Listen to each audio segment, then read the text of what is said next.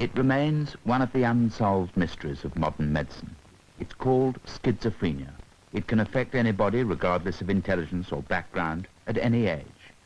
To be schizophrenic is to feel your mind falling apart. Schizophrenics don't have a dual personality. They have bizarre thoughts and strange feelings. They may have a persecution complex, believe they're someone they're not, hear voices, see visions, use strange language, or refuse to speak. It is, in short, classical madness.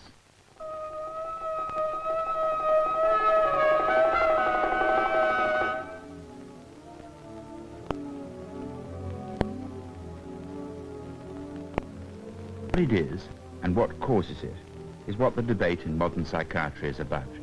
Is it a physical illness where the brain is malfunctioning, or a genuine and comprehensible human experience resulting from painful emotional relationships?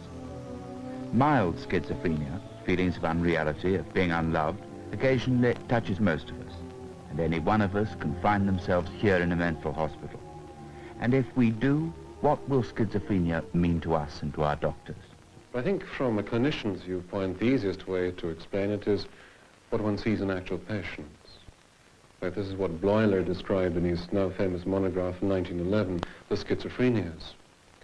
He recognized that there was a number of patients who had a number of symptoms in common, and that these patients predominantly had a disorder of their thinking and of their feeling and of the way in which they perceived the world. In the normal person, one's thought is fairly coherent, as a steady stream of thought, as it were. But in the schizophrenic, this thought becomes disrupted, and the patient experiences thoughts being taken out of his mind, or the opposite, thoughts being inserted into his mind. He may have illusions, that is, he sees something and imagines it to be something else. Or he may have a hallucination. That's where he hears something when in fact there's not an auditory stimulus there. Now, if you're very sensitive about your situation, if you feel that other people are criticizing you or thinking badly of you, of course, you're immediately picking up all sorts of cues from the environment and mistaking people's comments for comments about you. And I'll tell you why I was worried. I was worried that I was the center of all eyes, wherever I went. You felt everyone was watching? Yes, and everybody was watching me. Now I think I'm an absolute fool, but then I thought I was absolutely right. So what did you do when you felt like this? Well, when I felt like this, I used to put a bucket over my head. And this is the absolute truth, Doctor. Honestly, it makes you fall over backwards how grown-up people can behave just like children. Yes. But that is the truth, the whole truth, nothing but the truth, so help me God. When you put the bucket on your head, yes. Did it help?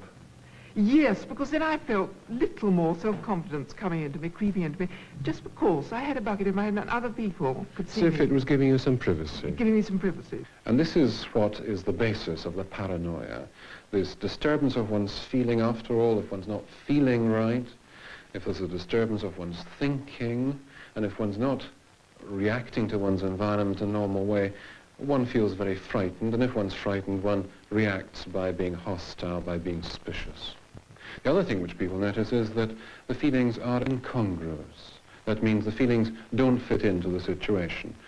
Where people would normally be sad, the schizophrenic may show a certain jocularity. I feel very happy, Doctor. Is this a good happiness?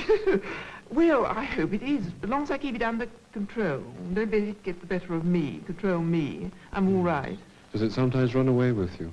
Well, I think I used to laugh sometimes when I had a bucket over my head, you know, and it was a different sort of laughter. The feelings, on the other hand, are much more subtle things and not so easy to... But the classical situation, which is described, is that the patient appears to be flat. One says technically the affect is flat, meaning that one doesn't get any animation from the patient. He seems not to be responding to his environment. I didn't quite, I was altogether in one place. I felt that I was almost dissolving, but I couldn't express this in words at all, these feelings. But I felt, you know, very bad there, as if I was absolutely stuck, and I seemed to be this physically. I seemed to get to a state of inability almost. In the 17th century, delusions were taken seriously. The deluded were saints or witches, agents of God or the devil, and delusions were religious. Later, the mad seemed incomprehensible and threatening, and were injured and chained in the essence, and lunatics became more violent. In turn, enlightened Victorians regarded them as wretched and unfortunate, but still people to be locked up to protect society. This tradition carried on until after the last war, and some idea of hospital life then can be gathered from nurses like Eric Rains, who works here at Fulbourn. They had nothing to do but walk around. Some was had to be carried out, and when they got there, they used to stand in one position and they wouldn't move. There were tremendous lot of noisy people. They were tormented by their hallucinations, and they would really shout. They would really let go for about half an hour, and then they'd be dead quiet. In every ward, you can at least say 10% of the patients were under lock and key. They were in individual rooms. They were counted out. They were counted in.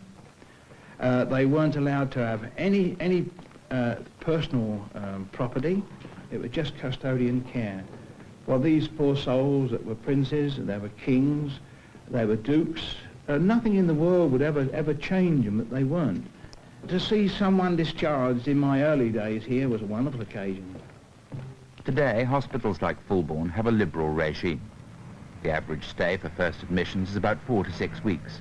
This revolutionary change has been effected by therapeutic techniques, enlightened attitudes and new drugs. These drugs cure 10% and help 40% of patients. My concentration was very poor, but it's very much better now. What about your thinking? My thinking is still inclined to go a bit higgledy-piggledy, but on the whole it's very much more quiet and concentrated. Well, you don't usually feel the effects of them at all, not unless you do something strenuous or something, and then you realise you have the stroke for the drugs themselves. Well, I do quite a lot. When I don't have the injection, I feel very miserable, you know. In what sort of way? Very low. You know, I just sort of seem like normally miserable, but get a lot bigger. And if you're not on the drugs or on the injections, you sort of drag you down during the day. A lot of them haven't really made any difference at all. But the one I'm on at present seems to have made the most difference to me of all. I've felt better in the last fortnight since I've been having it than I have really since I can remember. The drugs do have side effects, but the empty wards during the day bear witness to the usefulness of drugs, which are basically tranquilizers. But they act in a much more subtle way than that. One of the physiological theories is the idea of arousal. But a schizophrenic person is in fact highly aroused. Now this flat appearance, which I've described to you, is simply a defense mechanism. It's a way of cutting off being over-aroused from the environment. And these drugs, the tranquilizers, act by putting, as it were, a blanket round the patient, so they don't become threatened or overwhelmed by the flood of information and feeling which is coming into them. No one's sure how these drugs work. If we did know how and where they affected the patients, this would give research scientists a clue as to what causes schizophrenia, or at least the types of schizophrenia for which the drugs are effective. Scientists are able to make informed guesses. One of the hunches, which is very popular, is that the drugs, such as the phenothiazines, which are nowadays used, interact in the brain with amine systems.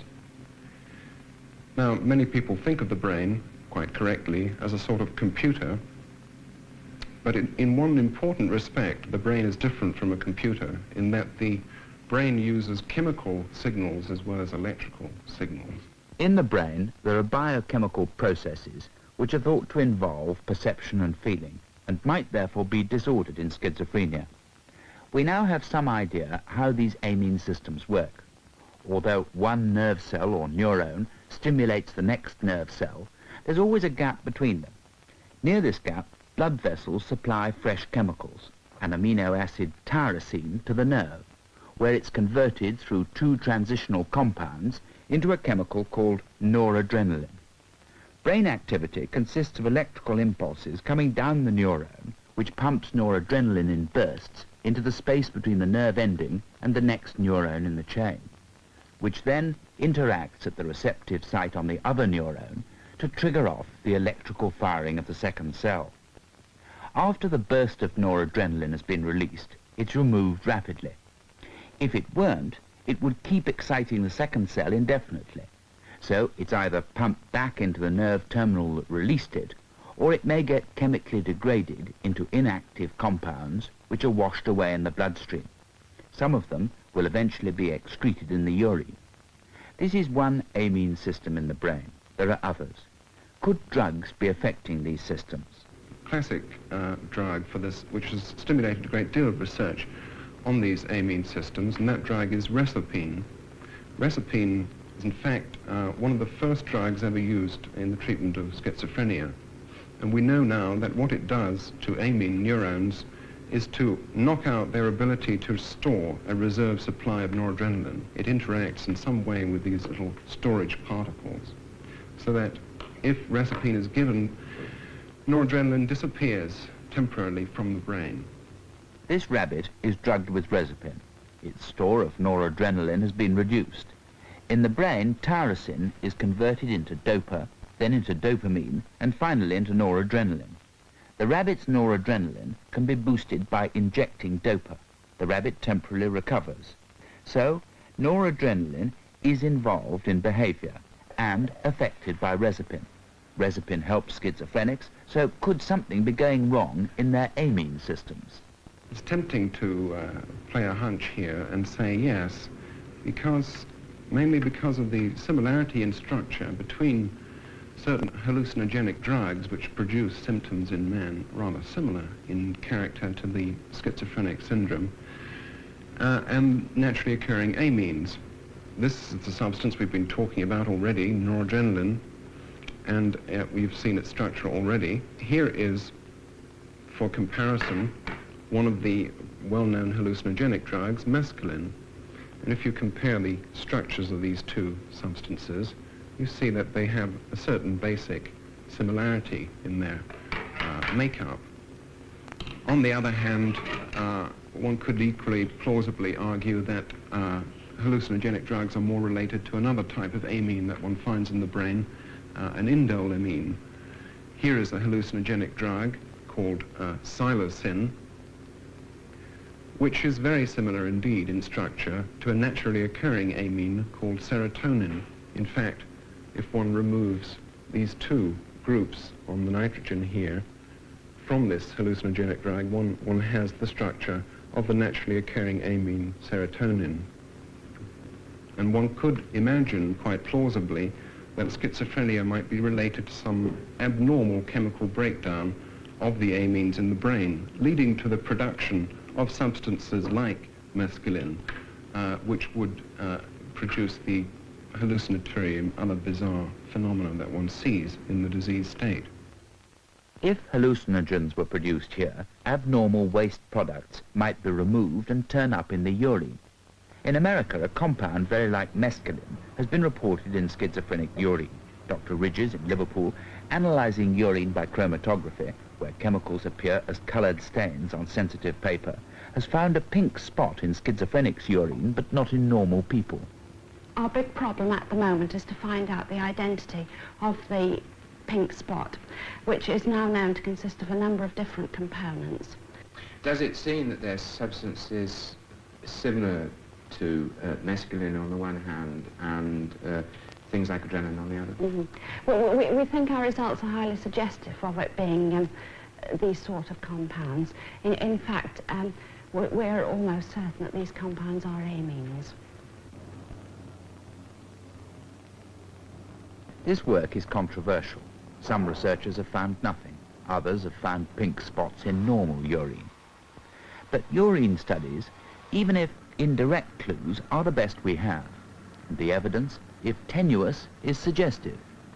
Brain chemicals crucially involved in thought and feeling look like some hallucinogens. The schizophrenic and hallucinogenic experience seem to be somewhat similar. If schizophrenics were producing hallucinogens in their brain, abnormal related chemicals might turn up in their urine. It's interesting too that chronic amphetamine addicts often show symptoms indistinguishable from paranoid schizophrenia, and amphetamine is chemically related to the hallucinogen mescaline.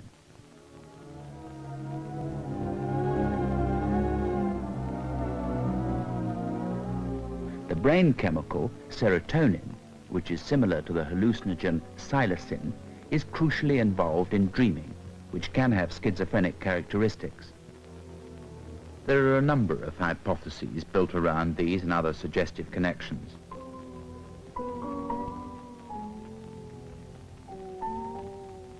If schizophrenia is caused by a biochemical fault, that fault might be inherited. We know that schizophrenia tends to run in families. And the easiest explanation, of course, is to say, well, this genetical material, this predisposing material, is handed on from one generation to another. On the other hand, we now know that very often what determines how people behave in families is not so much the genetical material, but the way in which the family conditions its members to behave. So it's very difficult to separate out genetical theory on the one hand and environmental theory on the other. Research has tried to separate inheritance from environment. Are children driven mad by a schizophrenic environment, or do they simply inherit a faulty biochemistry? Evidence supports both views, but all kinds of factors intrude to blur the issue. If in your family there's a trait, a characteristic, of course everyone's sweating, is it going to happen to me? And in a schizophrenic family, this anxiety will, of course, play on the person's emotions and on their feelings, and if you like, in a kind of way, drive them mad. Occasionally in the womb, a single fertilized egg splits, and you get twins with an identical inheritance. If schizophrenia was simply inherited, one twin getting it should mean that the other does. If you take 10 pairs of identical twins where one is schizophrenic, only 3 of the others appear to succumb. This is obviously low for a simple genetic explanation, yet twice the rate for non-identical twins. One doesn't necessarily disbelieve the twin evidence because one wants to talk in terms of environmental conditions. It's much less strong than it used to be. It's not all black and all white as it was once held to be. And I think most people nowadays would say, yes, there may well be some kind of predisposing factor, but this is not enough. It's perhaps necessary but not sufficient. And the environmental stresses are insufficient. But what are these environmental factors? Doctors at Fulbourn visit patients in the bleak and windswept fens, where families are isolated and particularly close. On one visit with a social worker, the psychiatrist is discussing cases. Remember the other girl, Angela? Remember that day she came into the clinic, terribly frightened? Yes. Crouching behind her father, auditorily hallucinated, quite terrified. And you and I took her into hospital that evening. Do you remember how within about 24 hours she settled down and it was quite normal? Quite dramatic, wasn't it, really? Dramatic. A change, yes. No. Okay, coming into hospital must have something to do with it, but I think it's coming away from the family. Yes. Allowing the person to be free to be themselves. Something strange is going on in the families of schizophrenics. One of the first people to investigate this was an American called Bateson. He pointed out that people don't only communicate with words, but with their face and their bodies. Look at these people. This one is interested, that one quizzical, this one bored, others intense or flirtatious. Bateson advanced the idea that the child is confused by parents who are saying one thing verbally but showing something else physically, and reported that schizophrenic mothers did this. For example, the mother says, "Come and kiss me, darling," but indicates visually that she doesn't want him to, dramatizing her desire to love but inability to do so.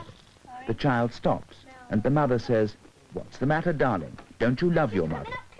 Confronted with a whole complex of this kind of ambivalence, the child is literally driven mad.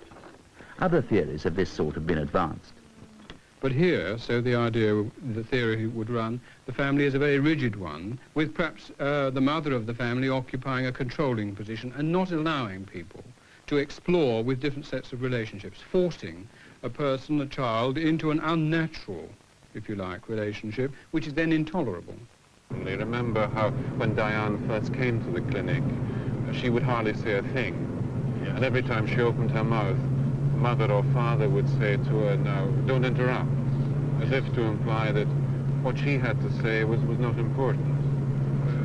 There was this overprotective attitude from mother and the tendency for her to rule the family, especially as father was somewhat crippled too. Lyman Wynne and his associates, who talk about, if you like, an almost abnormally normal family, which superficially appears to be a very nice family, but on inspection is really too nice. And that this almost suggests that there's a kind of a quality about the family which is controlling the nastinesses, if you like. This is a rather naive way of putting it. But that it appears superficially to be nice, but that underneath there appears to be a good deal of unobserved and almost unacceptable nastiness. Now, in normal families, this doesn't happen.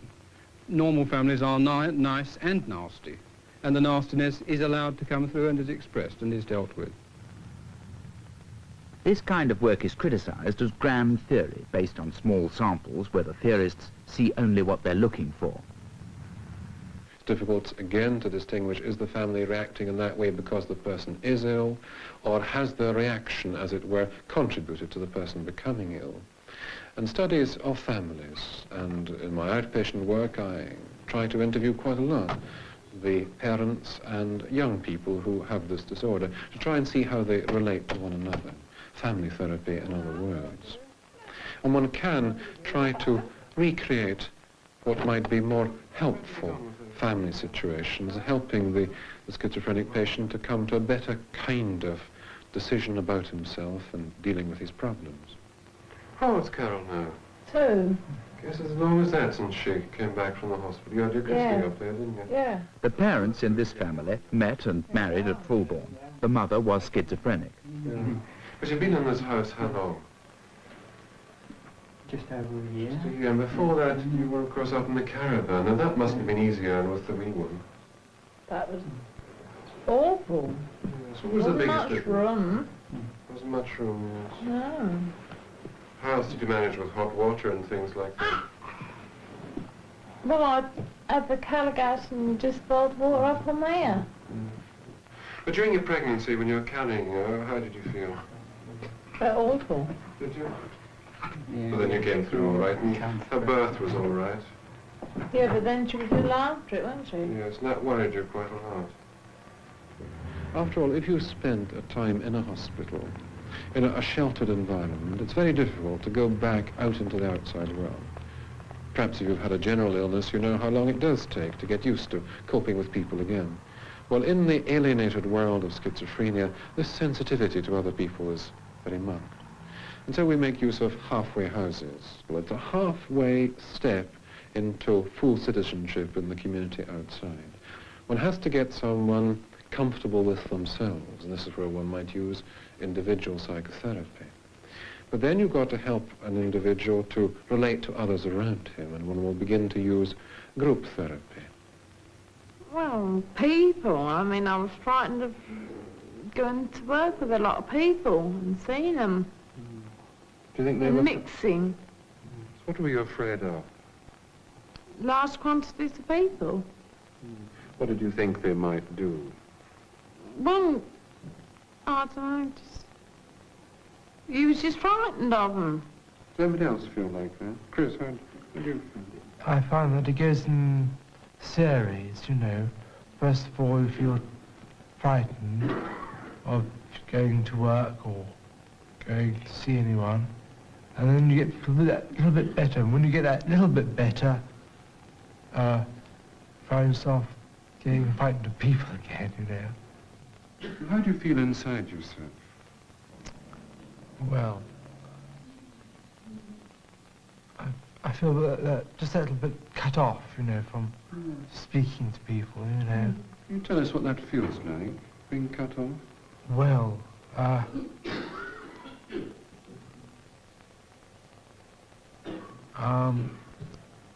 You can't concentrate, you know, and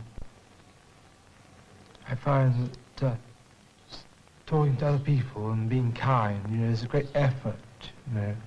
I don't know if you ever experience feelings about your thoughts which were strange.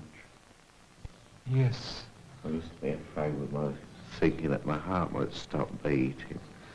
I'd nowhere to go to, and I daren't cry or anything like that. So you were afraid that you thought your heart might stop? Yes. It was beating away to the dozen, and then it's just stopped. That's how it felt. I came from a general hospital where I came here.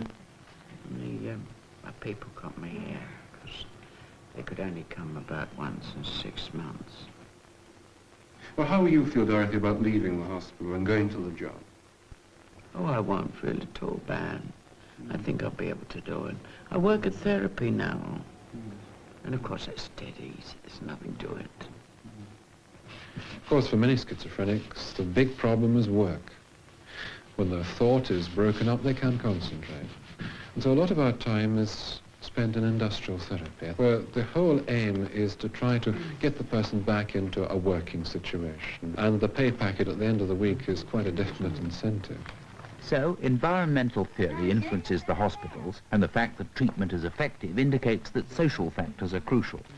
Recent research has found some evidence that schizophrenic families contain a dominant parent, and that communication in normal families is much more chaotic than in schizophrenic families. It's also been shown that in London, male schizophrenics leaving hospital are more likely to break down if they return to their families, particularly if the family situation was an emotional one.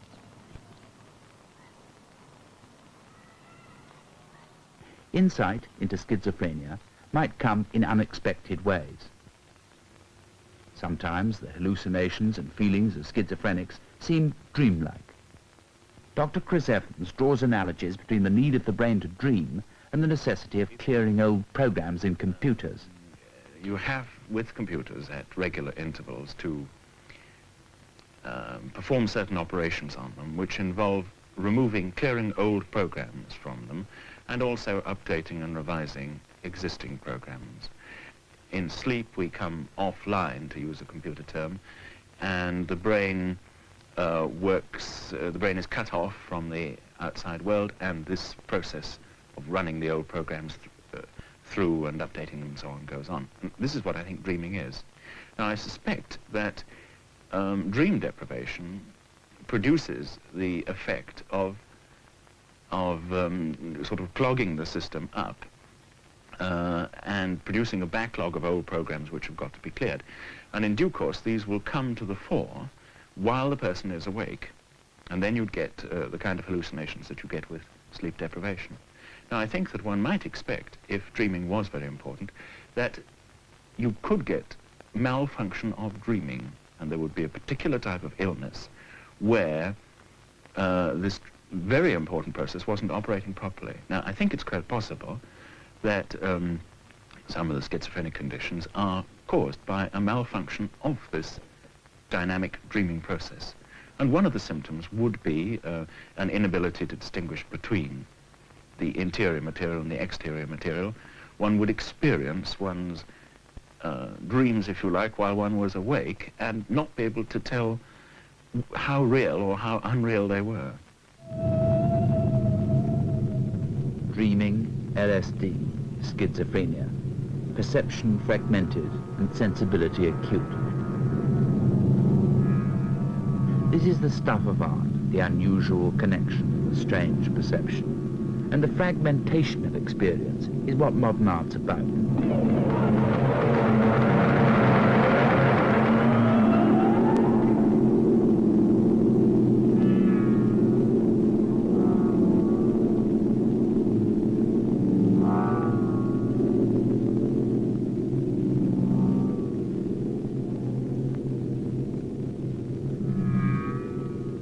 These cats were painted by Lewis Wayne as he became progressively schizophrenic.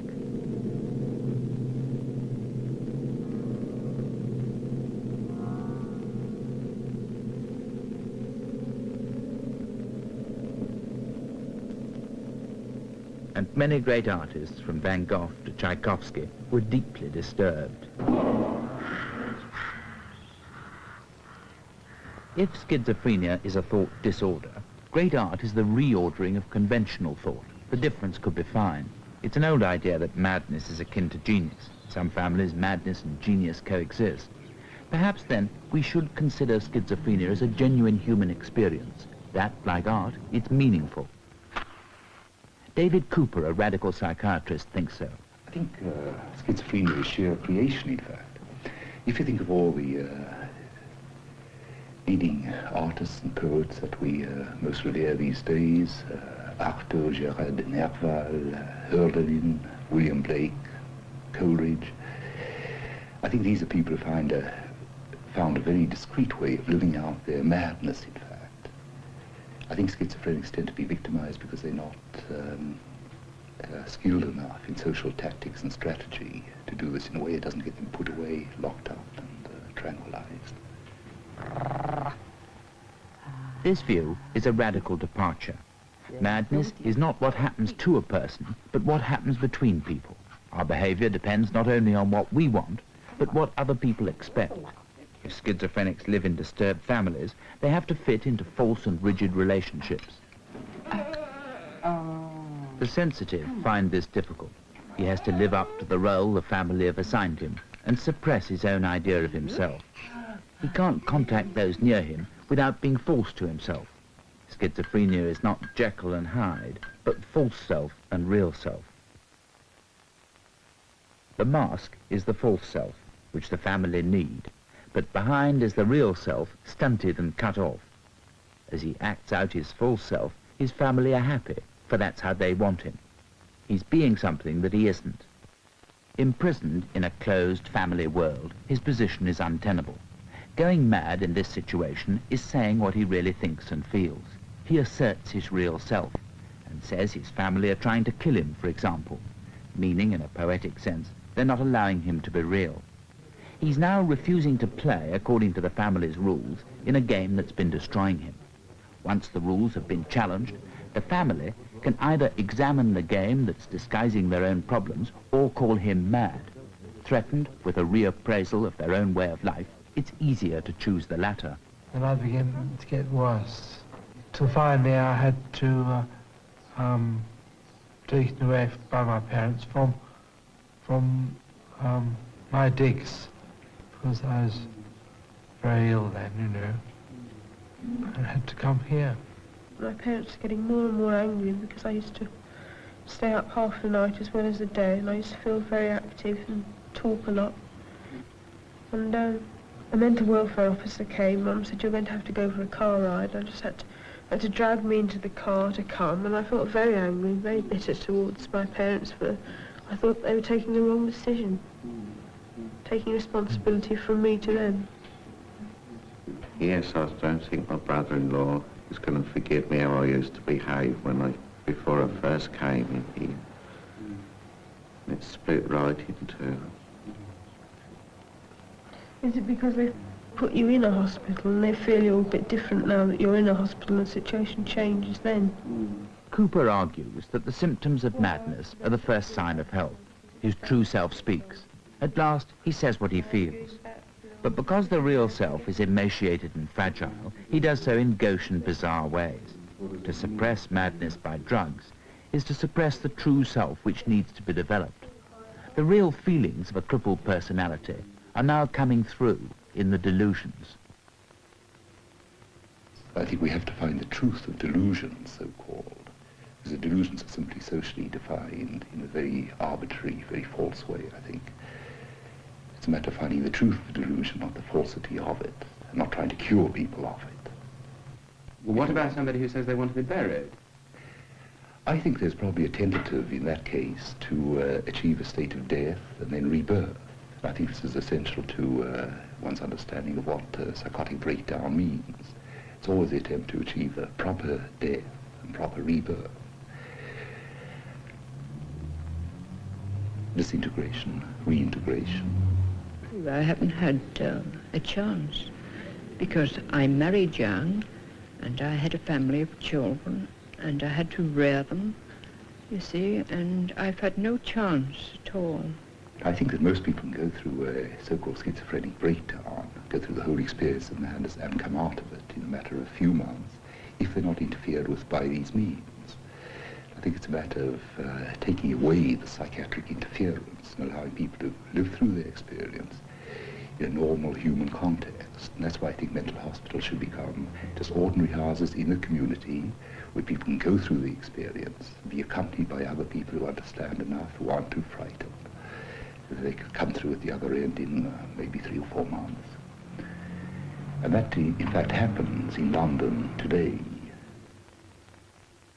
Here, in an old church hall, Cooper and his associates help their patients live through their madness. Mary Barnes, once a chronic schizophrenic, talks about her experience here. Well, here, it seemed that I was understood, that they understood what was happening. And they allowed me to go according to my own desires, but they helped me to understand it and to grow through it, rather than to sort of deny it and to push it away. And when I came here, I had the idea myself that I wanted to go back to before I was born and to come up again. Then when I actually got here, I was so frightened, I forgot that, but they helped me to remember it and then to be what I felt, which was physically a baby.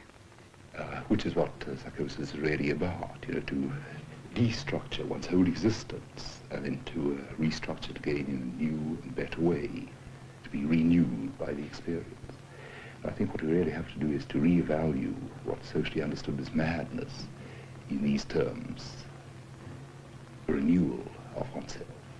Well, in the beginning I wanted to be naked. Just used to put a black counterpane around me, and I was able to do this in my room and to wet the bed as I wanted. And it relieved me often in my feeling to lie in the wet bed, and also it relieved me when I wanted to put my sheets over me, so I was able to do this. And sometimes I go to sleep like it was a relief, and then I would be bathed, and I would be fed, and my desire was very much to suck then, and so I was fed with a bottle. I sucked a bottle, and I got to gradually laying still in the bed, and I seemed to almost be in a state of hibernation at one time, like as if I was a little animal going to sleep for the winter. I think it's a matter of simply accompanying the person on the basis of one's experience of one's own madness. And that's always available to one, I think, although one refuses it all the time, denies it. I think it's a matter of the right accompaniment to the person, witnessing them and being with them through the experience, and doing that for weeks or months, whatever is necessary. Enjoying it, in fact. I've sort of undergone an operation, mental as it were, in the sense that you speak of a physical operation, something that is a radical change, and I don't go according to the old sort of record or pattern that I'd got into, which was one of deception, because I'd denied very early in my life what I really felt, and I'd always had to pretend because of this thing that I'd made in myself in response to what I'd been up against when I was very small, and just seemed to unearth the real me. And although I felt very fragile at times about the house, I couldn't move if I felt other people were coming near me. Not Ronnie or Joe, but people I felt who didn't really understand, and I would keep quite still, and I felt I didn't want them to come in on me, and I didn't feel able to speak much with them. But Joe used to explain, well, I was speaking through my painting, and gradually I came more and more to have words and not to feel that I was going away on my words. Many psychiatrists and scientists are skeptical about these ideas on the grounds that they've not been subjected to scientific scrutiny. To handle madness like this takes time, faith and compassion. and those who do are healers in the old-fashioned sense. Schizophrenia here is a mystical journey and a religious experience. Madness, in revolving around hallucinogens, dreaming, the mystical experience and the creative process, takes us into the world of fantasy, dreams, mysticism, the marvelous mystery of our own minds.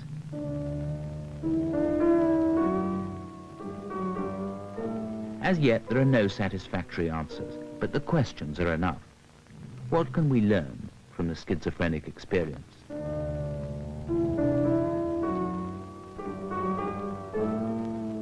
Is the schizophrenic's anguish the result of a diseased mind or the way we treat him? Is understanding schizophrenia the business of scientists or philosophers and priests? The hypothesis would be that what's happening in schizophrenia is something abnormal in the breakdown of amine substances in the brain. I used to hear this voice in my head saying, well, I've had enough of that and now I'm going to crucify and things like that. Here is a family which can't allow conflict.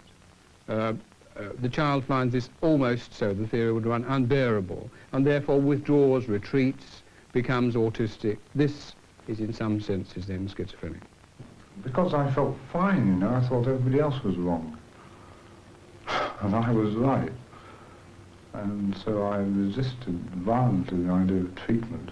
I think the main thing that the schizophrenic suffers from is alienation. Well, the trouble was there was nobody to talk to me. So I felt all the time I was all alone and nobody wanted to have anything to do with somebody who's so silly. I think we're terrified of love, of living out progressively all our fantasies and dreams, in fact, of having our dreams. But above all, we're terrified of love. I think love is what schizophrenics are after.